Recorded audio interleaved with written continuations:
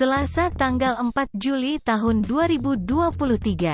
Seminar Nasional Membangun Kesadaran Masyarakat dalam Upaya Pencegahan Tindak Kekerasan Seksual, Hubungan Sedara atau Insest terhadap Perempuan dan Anak, digelar di Hotel Urban Pringsewu, Selasa, tanggal 4 Juli tahun 2023. Seminar hasil kolaborasi Kejaksaan Negeri Pringsewu dengan Pondok Pesantren Insan Mulia Boarding School Pringsewu.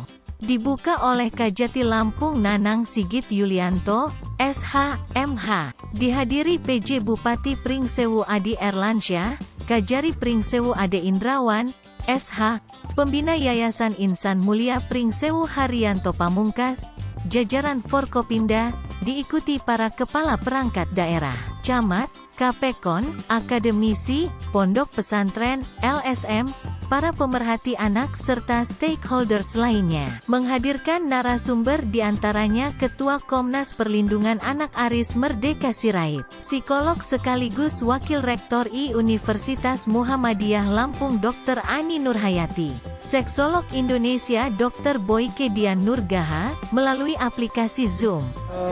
Terungkap dalam persidangan, itu banyak faktor yang mempengaruhi itu, yaitu karena ada lingkungan dari keluarga sendiri. Keluarga sendiri itu tidur dalam tempat yang sama dan berdesak-desakan, sehingga ya mungkin terbiasa dengan itu. Dan yang kedua, peranan istri. Ini kan yang terkait dengan bapaknya mana ya.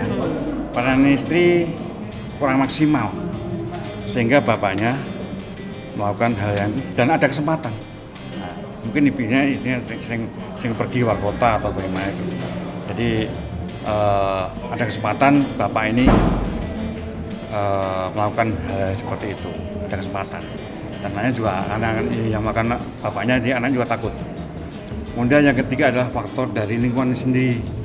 Lingkungan ini kadang-kadang tidak tahu bahwa ayah itu berbuat. Atau sebaliknya, dia terpengaruh dengan mungkin tangan-tangan negatif yang dia lihat.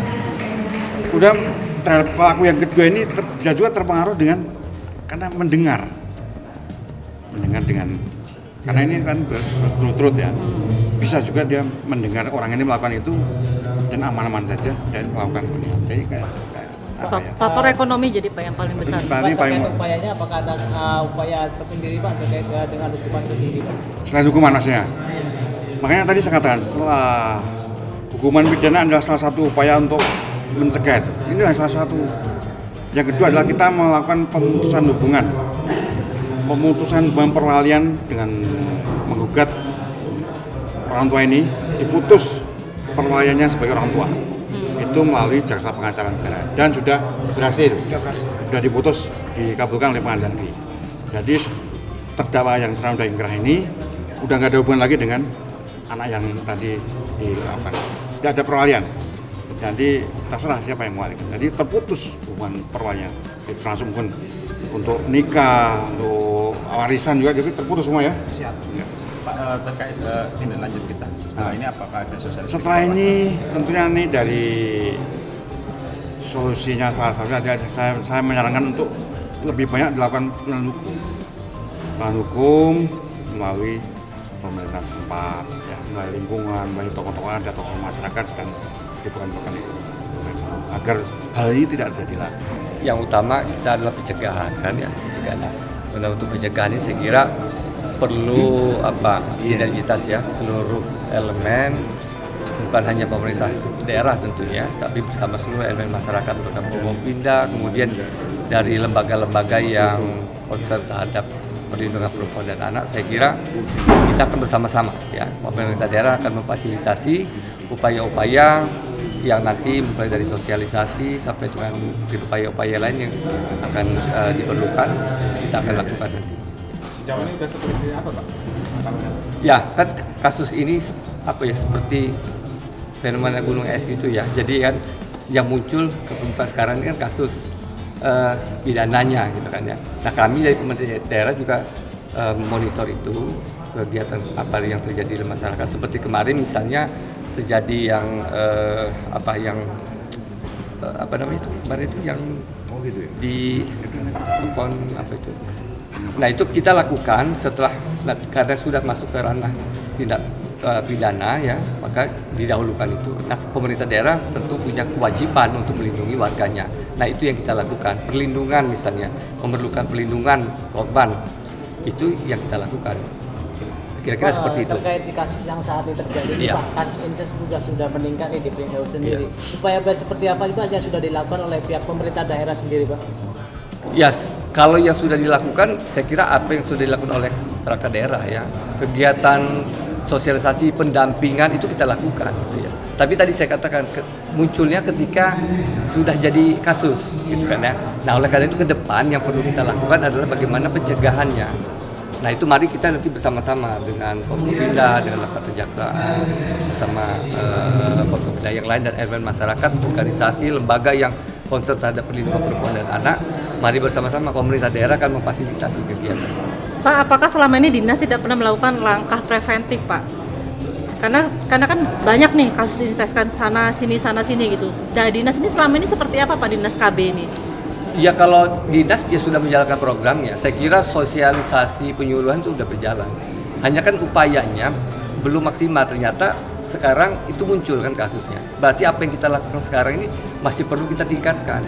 Berarti Nah itu yang tadi nantinya jadi atensi bersama-sama. khusus nih Pak perkara ini Ya, dari ya, dinas KB, Pak, ya. Saya kira nanti setelah seminar ini mari kita tindak lanjuti ya bersama-sama kita rumuskan apa sih langkahnya yang paling tepat. Kan ini kan menyangkut masalah moral dan lain sebagainya. Jadi mungkin kita akan libatkan juga dari Kemenak dan lain sebagainya. Saya kira itu akan lebih efektif ya, ke depan. Untuk kasus kayak gini ada jemput bola nggak sih Pak ke masyarakat Pak dari dinas sendiri? Oh iya, kita selalu kalau untuk perlindungannya iya. Kemarin kasus teroris yang tadi saya sampaikan itu. Ketika kasusnya sudah diangkat ya karena ini ada tindak pidananya, tapi keluarganya kita yang menangani perlindungannya. Sampai kita kirimkan lagi sampai ke tempat dia di Jawa itu kita yang mengirimkannya. Nah, kira-kira seperti begitu.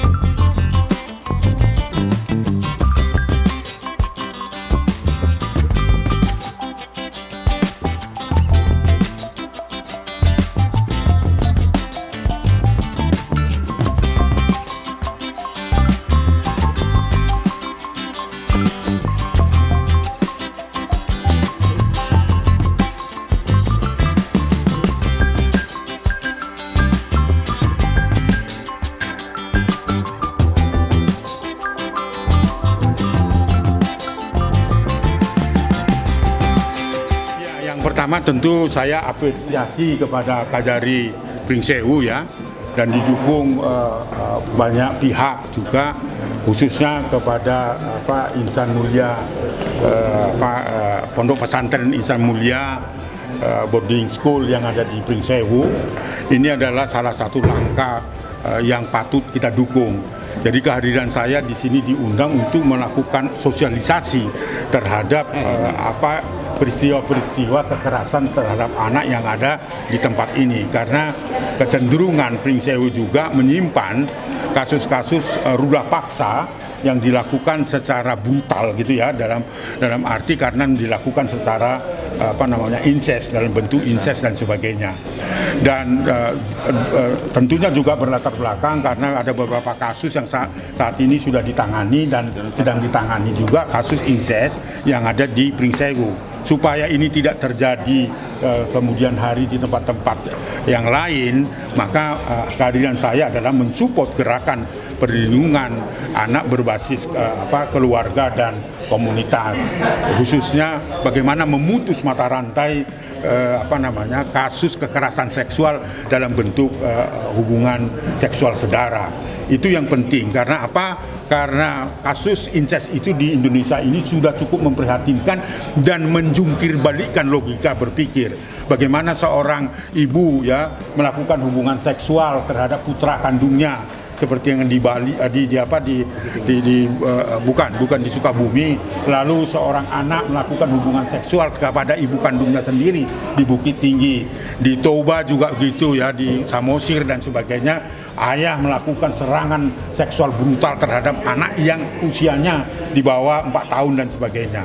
Supaya itu tidak terjadi di sini, langkah-langkah hukum yang sudah dilakukan, sosialisasi juga sudah dilakukan di sini. Dengan kehadiran saya tentunya ini adalah bagaimana membangun gerakan deklarasi kita memutus mata rantai kasus kekerasan seksual yang saat ini menjadi fenomena, khususnya incest dan sebagainya. Saya kira support saya sangat penuh, dan saya tanda tangan tadi itu artinya satu komitmen bagaimana Prinsewu harus bebas dari kejahatan seksual dalam bentuk incest.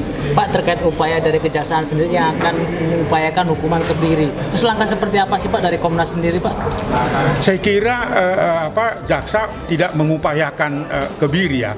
Sudah ada aturannya dalam bentuk peraturan pemerintah tentang tata laksana suntik kebiri lewat suntik kimia.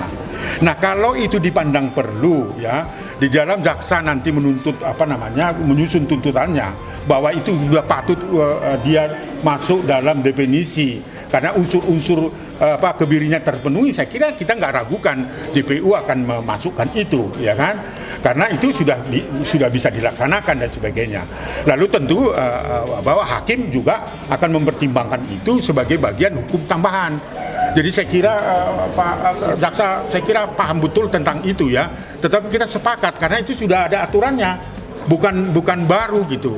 Nah, selain Undang-Undang Perlindungan Anak, kan ada juga peraturan pemerintah tentang tata laksana kebiri lewat suntik kimia, bahkan pemasangan chip ya, untuk memantau apakah ini betul-betul bisa berhenti untuk melakukan itu. Nah, kemudian dampaknya juga dengan incest ini bisa saja juga kalau itu terus berulang-ulang dengan tindakan seksual yang sama, dia masuk kategori residivis. Kalau misalnya dia pernah dihukum, lalu kemudian melakukan perbuatan yang lagi 2-3 kali, dia ini sudah residivis dan sudah patut dikenakan kebiri begitu. Ya, dari hasil seminar ini walaupun masih beberapa menit baru selesai tadi, tapi saya sudah dapat gambaran ke depan itu. Yang pasti kita akan berkolaborasi, karena saya lihat tadi dari peserta seminar tadi juga sudah menyampaikan yang selama ini saya tidak mendengar atau tidak mengetahuinya, bahwa begitu banyak kejadian yang sudah ditutupi. Tapi dengan adanya seminar ini tadi, mereka sudah mulai bertanya kalau itu ditutupi boleh atau tidak. Sudah dijawab sama Ketua KPA, Komisi Perlindungan Anak, bahwa itu merupakan pidana. Otomatis saya akan mengajak masyarakat yang ada untuk berani melapor. Pertama. Kedua, saya berani mengatakan salah satu penyebab tidak selesainya perkara ini, artinya tetap ada kekerasan terhadap anak maupun perempuan, dalam hal ini khususnya incest, yaitu tadi si pelaku cukup dengan meminta maaf atau diampuni aparat desa atau pekon tadi, ya udah cukup itu aja. Nggak tahu dia, maksudnya nggak perlu takut gitu. Yang lain akan tetap melakukan yang sama dan tetap akan menjadikan alasan ekonomi. Itulah penyebabnya. Padahal hukum nilai yang harus ditegakkan.